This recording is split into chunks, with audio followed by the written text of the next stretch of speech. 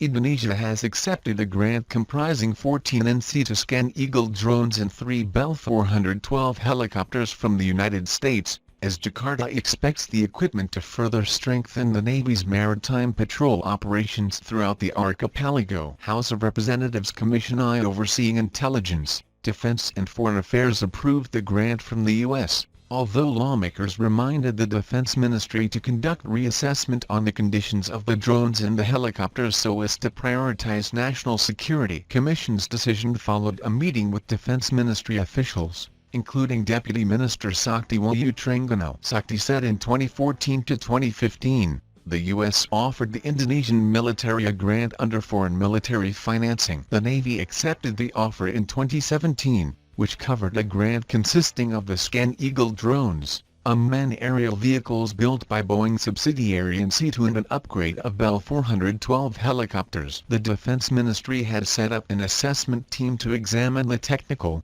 economic and political aspects before deciding whether it was strategic for Indonesia to accept the grant. The $28.3 million worth Scan Eagle drones were expected to improve the Navy's intelligence, surveillance, reconnaissance and ultimately strengthen the nation's defense system, Sakti said. The 3 Bell 412 helicopters worth $6.3 million would be able to improve the Navy's effectiveness in carrying out military operations and increase the capabilities of national defense. Joint Combined Exchange Training Balance Style between Sri Lanka Navy and U.S. Army commenced at the Special Boat Squadron headquarters in Trincomalee recently. The inauguration ceremony of the course was held at the auditorium of Special Boat Squadron, and Commanding Officer 4th Fast Attack Flotilla attended it as the chief guest. Further, officers and sailors from Sri Lanka Navy, SLN, and members from the Special Forces Operational Detachment Alpha 1333 of U.S. Army were also present on this occasion. 35 Sri Lanka Navy personnel from the Special Boat Squadron and the 4th Fast Attack Flotilla are expected to join this annual training program. The 4-week-long exercise training mainly focuses on human rights, law of armed conflict, small unit tactics, military operations in urban environment, tactical combat casualty care, combat marksmanship, close-quarter battle, mission planning, maritime operations. Accordingly, the training module will help to develop professional skills and exchange of knowledge between personnel of U.S. Army and SLN in the field of land warfare and application of laws.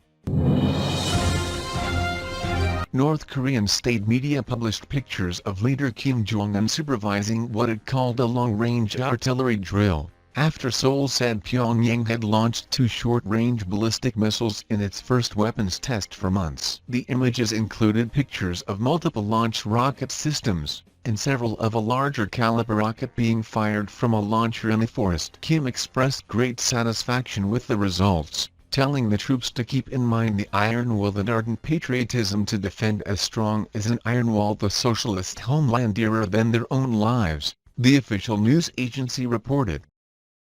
Thanks for watching. Please like, share, and subscribe.